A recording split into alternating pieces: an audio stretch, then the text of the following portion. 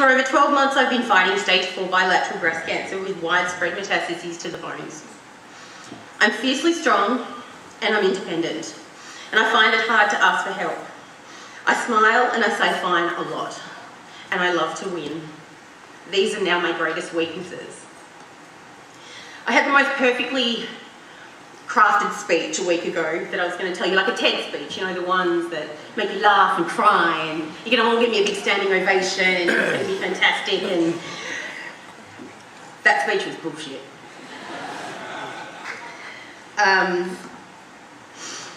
Because on Monday, everything changed. My cancer came back.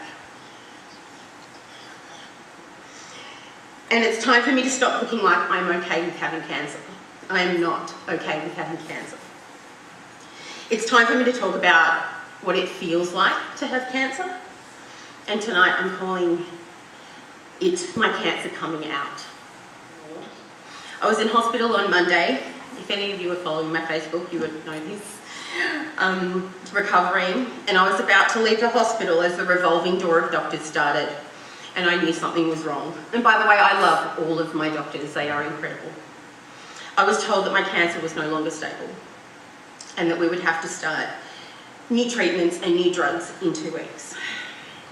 On Tuesday I cried. By Wednesday I was bored with being sad and angry, so I gave myself a deadline by 8 AM Thursday that I would start pulling myself together and getting on with life. It's so hard because I've just spent 12 months fighting to get here, and now I'm back to square one. If the drugs work, we might have years. If they don't work, I might have 12 months. This is what cancer feels like. You constantly have no answers. You always have questions. You are constantly worried that this day is going to come, and it did. And again, and it will come again. And you just constantly want more time. Thursday night I got on a plane with my brother to come to Sydney. I was so broken, I fell asleep the whole way, and he ate my cheese and biscuits while I was asleep. Today I haven't even been out of bed. I used all my energy so that I could attend. And as I've said to many people tonight, they were like, why did you come? You could have not. Oh my God, I would have had the worst FOMO ever. Because I love the thought of your family, and it would have killed me worse than the cancer to be at home and not be at this event tonight.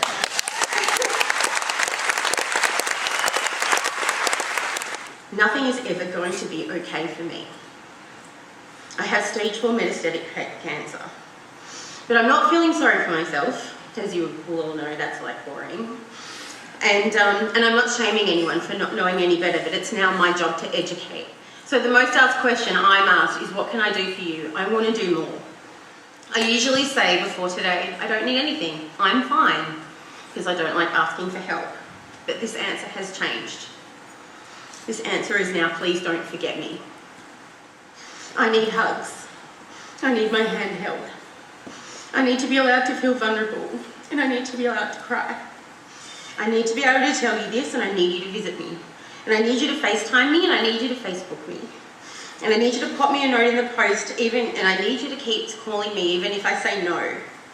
I need you to stalk me, because it's hard keeping myself up, let alone, other people not being there as well. The second biggest thing that cancer does and feels is it consumes you. And when it consumes you, cancer can feel devastating. So what consumes you runs you. So when you know me, you'll know I love business, I love ideas, I love making things, I love entrepreneurship. So I am very lucky to have very good friends. Dylan, Matt and Chris.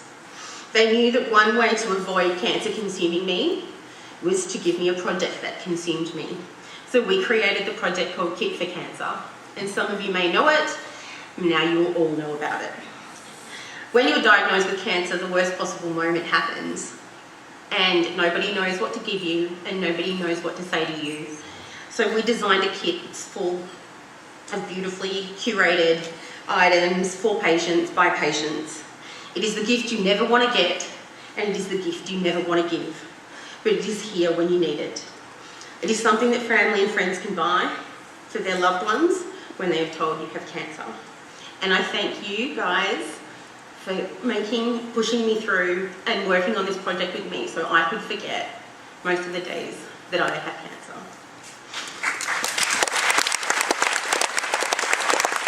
This week, I hate cancer. I hate it. I hate fighting, and I want a day off. I'm tired of being positive and happy and energetic, and I'm sick of being okay to make everyone else feel okay. I'm exhausted. This is what cancer feels like. This is what cancer feels like, and cancer patients will never tell you that it feels like. This is what it feels like every day. There is no cure for my cancer. There is not much money allocated either to researching the kind of cancer that I have. This cancer will kill me. This means that I may not see my knees turn 4. I may never go on another tour to Cure, which will break my heart, because it was awesome. I may never see the legacy of Kick for Cancer succeed. I may never go on another date with a boy again. I may never travel to see my best friends in the USA. I was meant to leave next week and that's all gone on hold. But then again, I might. But I don't know, because I live in a place of constant unknown, and that's what cancer feels like.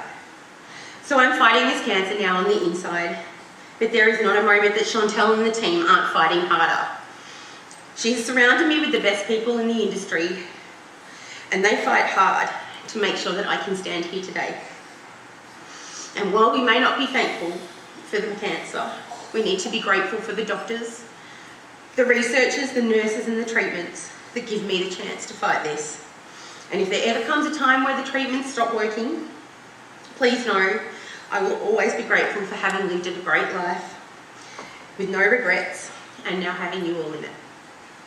So as we go into the auction right now, and you're all having bubbles, which I wish I could drink, but I can't because it tastes awful. And if anyone knows me, like, champagne is my thing. So if I'm given 12 months, I will be going to champagne. I will drink it even if it tastes awful, and I'll drink every single ounce of it. So the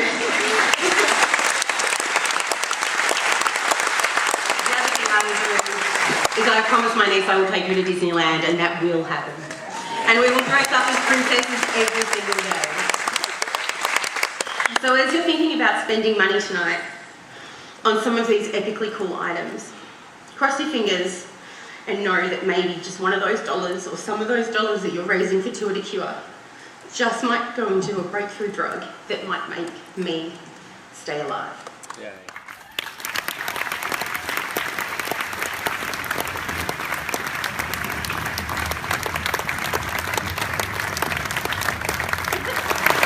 Kindness is free.